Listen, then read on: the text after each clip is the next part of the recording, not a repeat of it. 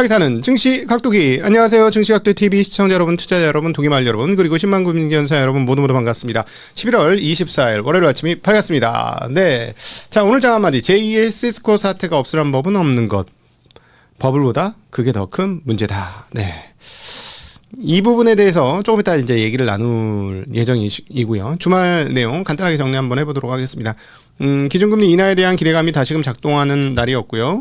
그리고 미국 정부가 중국에 GPU를 팔겠다라는 뉴스가 나오면서 분위기가 그동안의 분위기가 바뀌었습니다. 그리고 뭐 심리도가 워낙 많이 빠졌었으니까요. 일단 어떻게 바뀌었는지부터 살펴보도록 하죠. 가장 더 근원적이고 큰 규모의 영향을 미치는 것은 금리니까요. 금리에 대한 시각이 분명히 어떻게 됐었냐면 오른쪽에가 한 70% 가까이 올라갔었어요. 60%가 넘었었는데 확 뒤집혔죠. 30%로 떨어졌고, 그리고 금리 인하할 확률이 70% 근처까지 올라왔습니다. 자, 그러면서 시장이 상당히 안정되었는데요.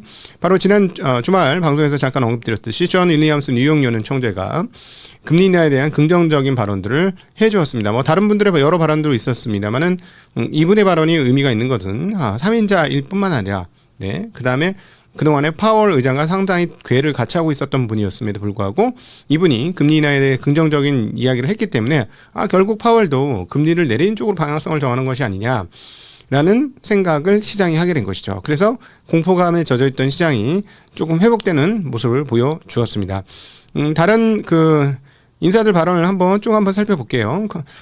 존 윌리엄스 뉴욕 연은 총재가 관세가 물가를 끌어올린 것은 맞지만 인플레이션의 고착화로 발전하지는 않을 것이다. 관세는 물가를 약 0.에서 0.75% 끌어올린 것으로 추정된다. 성장세는 둔화되었고 고용시장도 점진적으로 둔화되고 있다. 고용시장은 과열 상태가 아니었던 코로나 이전 수준으로 복귀했다. 연준이 물가 목표를 달성했다고 볼 수는 없다. 그러나 최대 고용 달성이라는 목표를 도외시할 수는 없는 상황이다. 고용의 하방 압력이 증가하고 있다. 고용 얘기를 계속하고 고용이 하방 쪽이다 하고 얘기하는 건 금리를 내릴 수 있다라는 얘기죠. 상당 기간 재정 정책은 지속 가능한 경로에서 이탈해 있다. 미국 국채 시장이 글로벌 금융 시스템의 중심이라는 것에는 이견의 여지가 없다.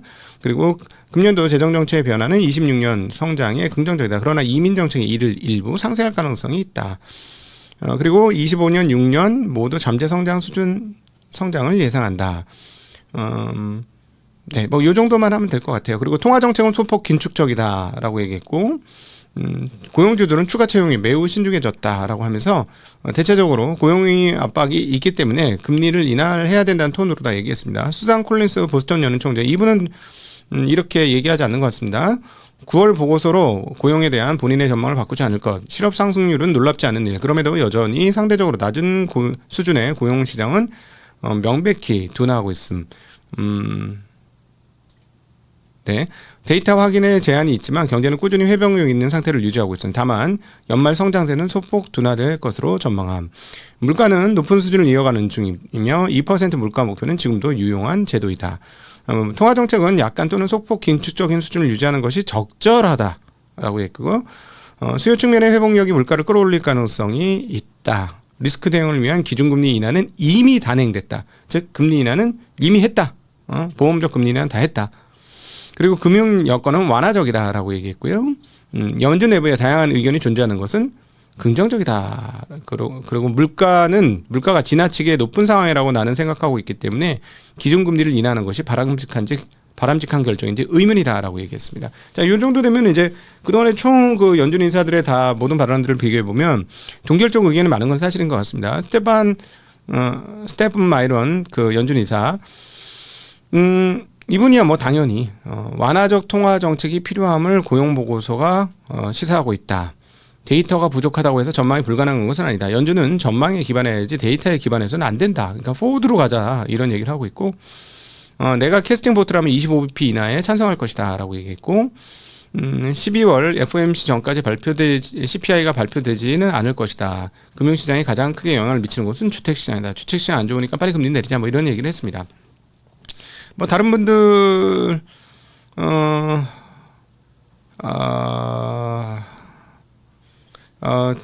로리 로건 정도 볼까요? 로리 로건 대차 대표는 조만간 다시 확대될 것으로 예상한다. 상황이 진전될 때까지 연준은 기준금리를 유지할 필요가 있다. 10월 기준금리 인하는 확정적인 결정이 아니었다.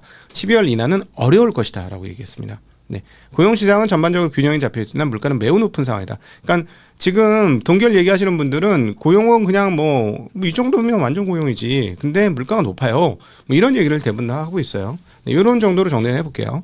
자, 그래서 이제 금리에 대한 전망이 그 누구보다도 존 윌리엄스의 얘기로 인해서 분위기가 이제 완화되면서 시장이 완화됐다라고 정리를 해볼 수 있을 것 같고요. 그다음에 이제 아주 뜨거운 뉴스 중에 하나죠. 미국 정부가 GPU 그 중에서도 H200, 호퍼 200을 지금 사실 제일 많이 쓰여지고 있는 GPU죠. AI 데이터 센터에서 LLM 사용을 위해서 그거를 팔 수도 있다라는 뉴스가 나왔는데 과연 팔 수 있을까? 저는 팔 수 있지가 쉽지 않을 것 같은데 팔면 어떻게 될 건데? 근데 만약에 판다고 해도 수량을 제한적으로 팔지 않을까? 뭐 하는 생각을 하게 되는데요. 자, 어쨌든 이번 주말을 뜨겁게 달궜던 뉴스가 있습니다. 바로 구글 구글 임원의 발표가 있었는데요. 구글 임원 중에서 아밋 바닷이라고 AI 인프라 총책임자의 발언이 굉장히 그 주말에 저희 그 대화방을 뜨겁게 달군 내용이 되겠습니다. 자, 뭐라고 얘기했냐면 앞으로 6개월마다 AI 서비스 제공 용량을 2배씩 증설해야 한다. 6개월마다? 그러면 1년에 6, 2, 4, 8, 16, 32, 64 이렇게 늘어나는 거잖아요. 그러면서 그래서 그렇게 늘어나 했더니 4, 5년 안에 와 깜짝 놀랄래. 현재보다 1000배 많은 컴퓨팅 파워가 필요하다라고 얘기했습니다. 구글의 올해 자본 지출은 910에서 930억 달러, 약 130조 원인데요. 와 진짜 26년엔 더 큰 폭의 증가를 예정하고 있다. 올해 910억에서 930억 달러 했는데 26년엔 더 큰 폭 증가가 예정된다. 그리고 MS와 아마존, 메타, 구글 4개사 합쳐서 올해 3,800억 달러, 약 540조. 와 한국 그 국가 예산 수준에 버금가는 엄청난 양을 4개 회사가 투자하겠다는 겁니다. AI 쪽에서만. 와 미쳤죠. 자 그럼 이 얘기는 무엇입니까? 그리고 26년도에 더 큰 폭 증가 예정. 칩 회사들은 좋다는 얘기예요. 그죠? 투자자는 이 얘기를 그냥 읽으면 안 되시고 뒷단에 무슨 매출력 연결되느냐 그걸 보셔야 되는데 칩 회사들은 여전히 좋다. 이건 GPU, 메모리 모두 마찬가지인 거죠. 자, 근데 굉장히 이런 정도까지인가 이렇게 좀 궁금한데 하루에 수억 건의 질문 요청이 있고 이건 기존 데이터 센터를 금방 포화시킨다는 거예요. 동영상 이미지 생성 하나에도 수천 대 GPU가 몇 분씩 풀가동된다라는 이야기가 나오고 있고요. 이게 제미나이뿐만 아니라 배우, 이매진 뭐 이런 서비스들이 있는데 피차의 CEO가 뭐라고 했냐면 배우를 더 많은 사람에게 열어줬으면 사용자가 훨씬 더 늘었을 텐데 컴퓨팅 부족으로 못했다라고 얘기하는 거죠. 그래서 구글은 앞으로 데이터 센터와 서버를 대규모 증설을 계속해서 할 것이고 자체 AI 칩 TPU를 고성능화할 것이며 그다음에 이제 다음 세대의 전력 효율이 높은 칩을 계속해서 만들겠다. 그리고 AI 모델 자체를 더 가볍고 효율적으로 개선할 것이다. 라는 구글의 세 가지 전략이 나오고 있습니다. 직원들하고 얘기해서 직원들이 얘기를 한 거예요. 우리들이 궁금해하는 거액을 투자하는데 시장이 기대만큼 안 크면 어떡하나요? 라고 얘기했더니 피차의 CEO가 AI 법을 인정하는데 투자 부족으로 기회를 놓치는 게 더 무섭다라고 얘기하면서 현재 구글 클라우드 분기 매출은 34% 성장하면서 150억 달러를 돌파하고 있다. 그리고 미래 계약 잔고가 1,550억 달러다. 컴퓨팅만 더 있었으면 훨씬 더 좋았을 숫자다. 26년은 정말 치열하다. 그러나 우리는 잘 준비되어 있다. 라고 얘기했습니다. 자, 분위기 보니까 구글이 미국 시가총액 1등 할 것 같지 않아요? 네, 저는 그런 느낌 많이 드네요. 그럴 것 같아요. 여기에다 또 버크셔까지 투자를 해줬으니 뭐 기름을 끼 얹었죠. 자, 그런데 제가 이제 주말에 제가 이제 존경하는 분과 만나서 이렇게 얘기를 하다 보니까 이제 또 이쪽 교수님하고도 같이 대화를 하게 됐는데 아주 재미난 이야기를 했어요. 그분이 이제 통번역 하시는 분과 아주 가깝게 지내는 분이시라서 관련된 얘기를 하는데 우리는 이제 그냥 뭐 저는 개인적으로 요즘에 점점 활용도가 높아집니다. 왜냐하면 누구한테 물어보는 것보다 물론 약간 대답이 정확하지 않을 때도 있습니다만 여러 차례 대답을 해 보면 제가 원하는 답까지 됩니다. 근데 뭐 답을 정해놓고 물어보냐라고 하실 수 있지만 제가 궁금한 건 데이터거든요. 당시에 데이터 값이 어떻게 됐는지에 대해서 데이터 값은 상당히 정확하게 저보다는 훨씬 더 정확하게 얘기를 하고 있기 때문에 그런 부분에서 이제 배우는 측면이 많은데 그래서 이거 좀 사람들이 앞으로 많이 쓰겠어라는 정도 수준이었거든요. 근데 이제 통번역 쪽 상황들을 보니까 그 얘기 듣고 좀 많이 놀랐습니다. 현재 상황들. 통번역이 옛날 같았으면 최고 엘리트 기능 사안이에요. 그렇죠? 뭐 당연히 그 높은 수준의 통번역을 하시면은 뭐 엄청난 저기 고액 그 연봉자가 되는 거고. 근데 뭐 어디 이분들이 어디 정해서 받는 돈은 아니니까. 어쨌든 엄청나게 몸값이 비싸잖아요. 근데 그분들이 지금 통번역 대학의 미래에 대해서 굉장히 회의적이다. 라는 얘기를 한다고 합니다. 왜 그런가 들어봤더니 이제 국제학술회의나 이런 회의를 가보면 이미 자막으로 그 외국인들이 얘기하는 게 번역이 돼서 쫙 글로 나온다는 거예요. 쫙 글로. 1년 전부터 그랬다는 거예요. 근데 이게 그 매달 가면 갈수록 성능이 엄청나게 빠르게 향상되어서 우리 교수님들이 하는 얘기가 처음에는 요거 저거 번역 좀 틀렸는데 뭐 이런 게 있는데 갈 때마다 번역이 점점 잘한대. 갈 때마다. 그러니까 이 추세면은 그러니까 여기는 매달의 수준이 높아지는 거예요. 매달의 수준이. 그러니까 이렇게 되면 어떻게 됩니까? 나중에 진짜 통번역사가 필요해? 하고 할 정도의 수준이 되는 상황이 오는 거죠. 네. 그래서 자, 그러면 AI가 여기에는 이 정도다. 그럼 다른 데는요? 다른 데는 어떨까? 저는 그 상상을 하게 됐어요. 와, 이게 이 정도면. 그래서 뭐 최근에 뭐 아시잖아요. 그 AI 그 컨닝 사태. 그러니까 주말에 만났던 교수님 말, 우리 교육 시스템 완전히 다 뜯어고치지 않으면 우리 큰일 납니다라고. 그분은 이제 중국 쪽 AI도 다양한 AI를 사용하고 계신데 중국 쪽도 정말 엄청난 속도로 지금 쫓아오고 있다. 중국 쪽도 중국 쪽 데이터는 되게 정확하기 때문에 도움을 많이 받는다고 얘기하셨는데, 이 말인즉슨 이제는 문제를 해결하는 능력은 별로 필요 없고 질문하는 능력이 필요하다라는 얘기를 하더군요. 자녀 교육을 달달달 외워가지고 뭔가 이렇게 답을 내는 방식의 교육을 했다가는 큰 코 다친다. 나중에 보면 아무짝에 쓸모 없어진다. 그러면서 우리의 교육을 바닥부터 다 뜯어고치지 않으면 정말 큰일 나게 생겼다. 그리고 우리 다 의사들 되려고 하는데 이것도 정말 되게 한국의 미래가 참 어둡다. 이런 얘기를 하시더군요. 현장에서 느끼는 상황이라는 거죠. 그러니까 웬만한 교수가 지도하는 것보다도 질문만 잘하면 훨씬 더 좋은 답을 얻을 수 있는 세상이 이미 왔다. 라는 얘기를 하고 있습니다. 그러니까 그 지식사회에서 AI에 느끼는 어떤 현실적 감각을 보건데, 그러면 AI가 앞으로 미래가 어떻게 될 건가 생각을 해보면, 물리적 세계까지는 상당한 시간이 걸릴 것 같습니다만, 지식사회에 있어서의 그 AI의 위력은 뭐 이제 달이 갈수록 달라지면서 몇 년 안에 굉장히 엄청난 자리를 차지할 것이다. 그래서 이것들이 자리를 잘 차지할 것은 뭐 제가 사실은 조금 이따 또 얘기할 것도 일부 AI의 도움을 좀 받았거든요. 답에 있어서. 그래서 실제적으로 도움이 되고 있는 걸 맞는 것 같아요. 자, 그래서 이런 상황인데, 그래서 AI의 버블보다는 수요가 돈이 되는 수요까지는 조금 더 시간이 걸리겠습니다만 수요가 늘고 있는 거는 분명히 맞고, 이것들이 대답을 잘해주면 잘해줄수록 수요도 더 빨리 늘 것 같다라는 생각을 개인적으로 주말에 해봤고요.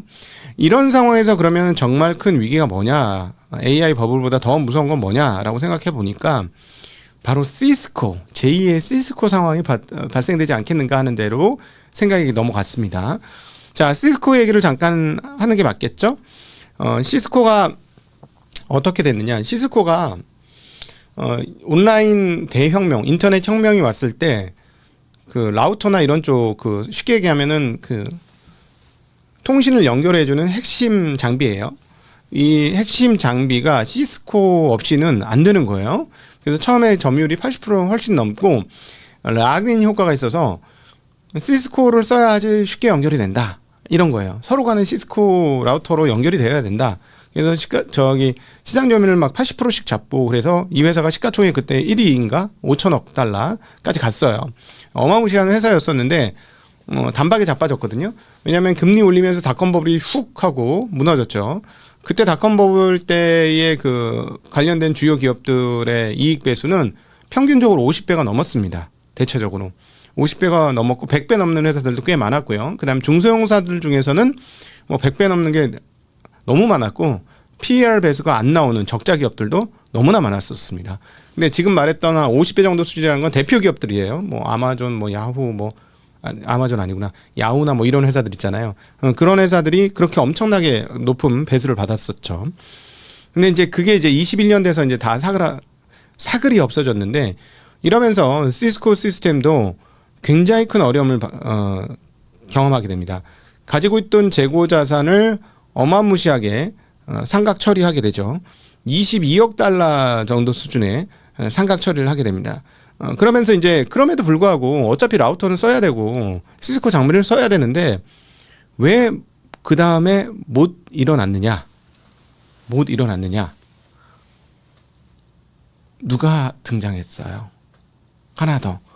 원래는 시스코가 전 세계 모든 통신 장비를 다 장악할 수 있을 거라고 생각을 했었거든. 90년대 후반에. 누가 등장을 해서 세계 시장을 석권하지 못했어요. 누가 등장했을까요? 질문. 누가 등장했을까? 네. 미국의 저격을 받은 회사이기도 하죠. 맞습니다. 하웨이입니다. 네. 하웨이가 등장했죠. 하웨이가 등장하면서 중국은 물론이고 좀 후진국들 쪽의 통신 장비를 얘네가 다 가져가게 됩니다. 왜냐하면 엄청나게 싼 가격으로. 하웨이는 그때 중국 정부의 그 힘을 얻어서 자국화, 그 통신 장비의 자국화를 열심히 했고 지금하고 똑같아요. 계속 정부가 밀어주는 거죠. 그렇게 해가지고 뭐 이렇게 좀 제3국 시장을 완전히 다 싹쓸이를 해버렸어요. 하웨이가. 그러면서 시스코의 신화가 끝나게 됐죠. 시스코가 앞으로 세계를 모두 장악할 것이라는 이 신화. 예. 그래서 이런 상황이 됐는데, 자 그러면 이거를 자꾸 이제 시스코와 하웨이를 지금의 엔비디아와 중국의 취업업체하고 연결했는데 그건 아닌 것 같아요. 그건 아니에요. 제가 보기에는 왜냐하면 여기서 가장 큰 차이는 SMIC가 그 TSMC만큼 수준의 파운드리 능력을 갖고 있지 못하다라는 게 제일 큽니다. 근데 이거는 아니에요. 제가 보기에 그 부분은 아니고 요 다음 단계는 시스코 하웨이 시스템이 나올 가능성이 있다라는 거죠. 자, 뭐냐? 이미 지금 그 모습이 드러나고 있는데 그 알리바바의 채널이나 뭐 이런 것들, 그다음에 이제 뭐 우리 지난번에는 뭐 난리가 났던 회사 뭐야? 그 중국의 그 뭐지? 그 회사 뭐지? 갑자기 이름이 생각 안 나네. 그 딥시크, 그렇죠. 딥시크 이런 애들, 딥시크가 뭐 추론이나 이런 건 못하는데 또 주식 투자는 또 성능이 되게 좋다면서요. 예. 이런 애들이 나오는데 문제는 뭐냐면 얘네들에 대해서 중국 정부가 어떤 식으로 하고 있을까요? 예, 중국 정부가 압도적 지지를 해줍니다. 그 압도적 지지 중에 아주 큰 포인트가 뭐죠? 우리 이미 중국 마감에서 계속해서 공부했던 내용인데, 들었던 내용인데 뭘까요? 어떻게 지원해주고 있나요? 동수서산으로 지원해주고 있죠. 네, 동수서산이 뭡니까? 네, 이쪽에서 서쪽에서 전원 땡겨다가 동쪽에서 계산해서 써먹는다는 그런 개념 아니에요, 그죠? 동쪽의 사막에다가 신재생을 비롯한 엄청나게 많은 전력 인프라를 깔아놓고 그걸 송배전해가지고 쓰겠다는 얘기인데, 심지어 그래서 약간 이쪽으로 와서 거기 가까운 데서 사업하는 친구들한테는 어떻게 해준다? 50%씩 전기 요금 감면해준다 라는 얘기 나오고 있고, 그래서 이것저것까지 다른 것까지 다 합쳐서 이거 할인받고 저거 할인받고 막 해보니까 실제로 전기세 내는 게 거의 없다라는 얘기를 하죠. 최근에 여러분 아시다시피 데이터 센터의 용량은 뭘로 결정한다? 전기로 결정하잖아요. 1기가와트냐, 2기가와트냐, 5기가와트냐, 10기가와트냐 뭐 이렇게 하지 않습니까? 왜냐하면 데이터 센터가 칩 사는 데까지는 일회성 비용을 쓸 수 있는데 전기요금에서 들어가는 비용이 너무 많죠. 심지어 사티아 나텔라 MS 사장은 우리는 GPU가 있는데 꼽을 전력이 없다라고까지 표현했어요. 지금 미국의 전력 상황을 보여주는 대목이고요. 전력이 핵심 요소입니다. 근데 말씀드렸다시피 지금 중국은 신재생만 해도 어마무시합니다. 자, 그러면 칩의 성능이 좀 떨어질 수는 있습니다만 전기요금이 안 들어서 무한정 뺑뺑이 돌릴 수 있죠. 무한정 뺑뺑이 돌릴 수 있어요. 자, 그런데 여기서 미국 정부가 H200을 중국한테 넘겨주겠다고? 그러면 지금 알리바바, 딥시크 이런 애들이 서비스 요금이 걔네는 어차피 유료로 하면 중국 사람들 안 써요. 써먹을 팔 데가 없어. 중국 정부의 중국 인민들의 기본적 소득 수준이 물론 아무리 인구가 많아서 쓸 수 있는 사람도 있지. 왜 없어? 있지. 상하이에 살거나 뭐 이렇게 금융권에 있거나 뭐 어디 뭐 괜찮은 기업에 있거나 국영 기업이 좋은 데 있거나 뭐 이런 사람들이야 돈이 있어서 쓸 수는 있지만 숫자적으로 따지면은 중국에서 유료를 쓸 수 있는 사람 그렇게 많지 않다고. 그러니까 어차피 뭐 쓰지도 않고 어차피 전기세 뭐 많이 들지도 않으니까 어떻게 해? 외부로 돌리는 거죠. 근데 문제는 뭐냐면 성능이 조금 떨어지더라도 가격이 뭐 10분의 1 토막도 안 되는 거야. 말도 안 되는 가격이에요. 살펴보니까 진짜 말도 안 되는 가격에 판매를 하고 있는 거죠. 그거를. 그러면 이거는 누구한테 의미가 있냐면 AI 솔루션 만드는 AI 응용 프로그램 만드는 입장에서는 돈을 내고 이거를 그 AI를 써야 되는데 엊그저께 나왔잖아. 그 어디야. 엔트로픽이 그 데이터 센터를 300억 달러인가 주고 쓴다고 했었잖아요. 네, 300억 달러. 그렇게 돈 주고 써야 되는데 이걸 돈을 별로 안 내고 쓰면은 이렇게 큰 기업 말고 작은 기업들 입장에서는 소소한 응용 프로그램 만드는 입장에서는 해볼 만하네. 돈이 안 드니까 할 만해. 이렇게 되지 않을까요? 속도는 느리고 약간 안 좋은데? 이상한데? 이런 데도 할 수 있지 않을까요? 예, 그렇습니다. 그래서 만약에 여기서 미국이 H200까지 넘겨준다? 그러면은 제가 보기에는 여기서 가장 큰 위협이 등장을 하는데요. 만약 그렇게 되면 하웨이가 만들었던 그 사항들이 도출될 수 있습니다. 즉 빅테크 기업들이 돈을 어마하게 들여서 AI 그 어떤 모델들을 아주 잘 만들었다는 거죠. 누가 봐도 훌륭한 모델들을 만들었는데 근데 문제는 거기는 돈이 드는데 얘네는 그보다 성능이 훨씬 떨어지긴 하지만 돈이 거의 안 들어 쓰는데 그럼 사용자들 어떻게 될까요? 그럼 얘네들이 마진을 계속해서 잘 확보할 수 있을까? 하는 의문이 생기겠죠. 여기가 위험입니다. 의문. 뭐야? 얘네는 30달러 주는데 얘네는 1달러밖에 안 받네?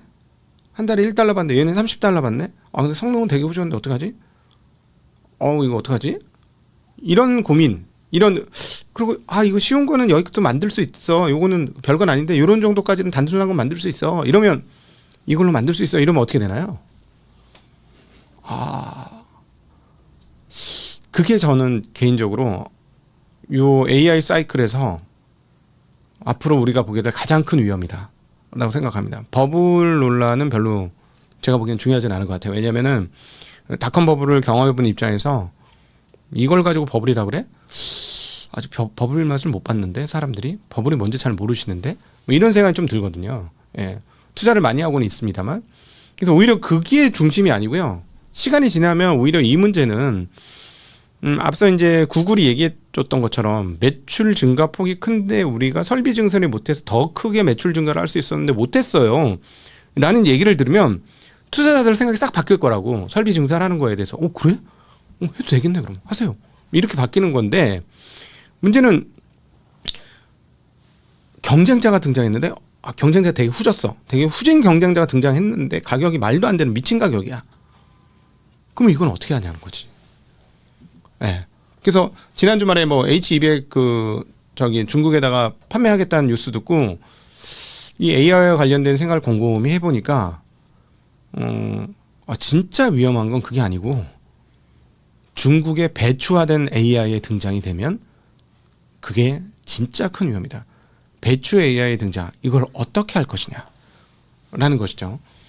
그래서 투자 시계열을 짤 때 지금 보시면 그 구글의 이야기를 다시 한번 보면은 그 26년도에는 더 크게 투자해야 한다라고 했기 때문에 우리 메모리 업체들은 26년 사상 최고치를 찍게 될 겁니다.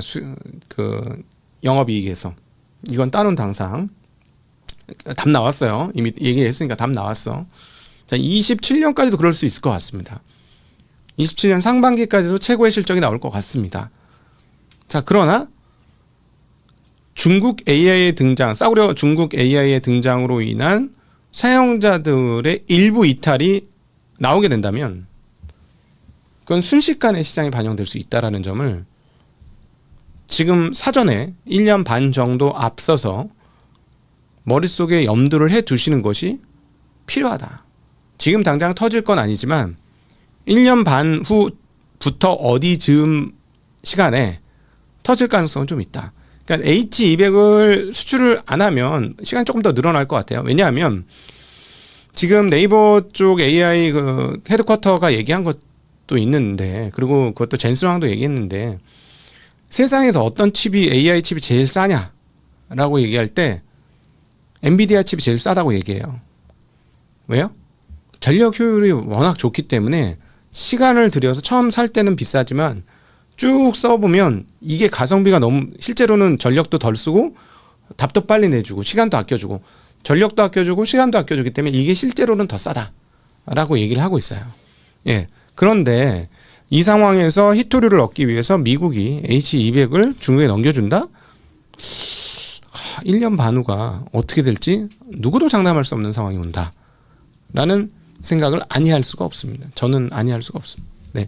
자, 지난 주말에 그 사실상 그 중요한 포인트 중에 하나, 시장이 죽었다가 살았는데, 이거 왜 안 나오죠? 반도체 지수 하루짜리 좀 볼 필요가 있을 것 같아요. 반도체가 겨우 저기 올라오긴 했는데, 그 하루짜리 보시면,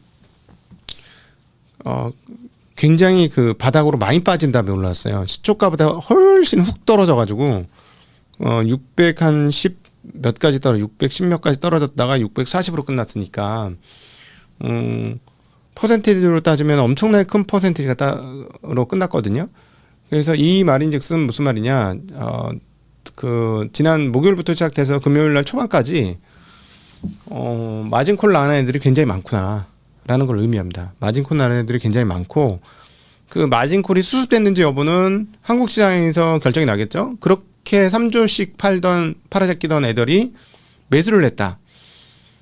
그럼 말이 안 되는 얘기잖아. 3조를 팔 때는 언제고? 그럼 조금 더 팔아야지. 근데 3조 팔았는데 매수로 전환됐다? 아, 얘들 뭐 상당 부분 뭐 좀 회복이 된 거구나 라고 보시면 될 것 같아요. 그렇게 보실 필요가 있는 장이다. 그리고 이 필라델피아 반도체 지수만 이랬던 게 아니라 나스닥 지수도 그렇고 저점에서 꽤 많이 올리면서 마감이 됐다는 게 지난 주말에 특징적인 상황이다라고 정리해 볼 수 있겠습니다. 자, 오늘도 함께 해주셔서 진심으로 감사드리고요. 월요일날 아침이었기 때문에 한번 같이 생각해보자는 생각으로 주말에 곰곰이 고민했던 부분들을 같이 나눠 봤습니다. 여러분들이 댓글로 여러분들의 다양한 의견을 주신다면 도움이 많이 될 것 같습니다. 함께 해주셔서 진심으로 감사합니다. 행복한 한 주 되십시오. 안녕.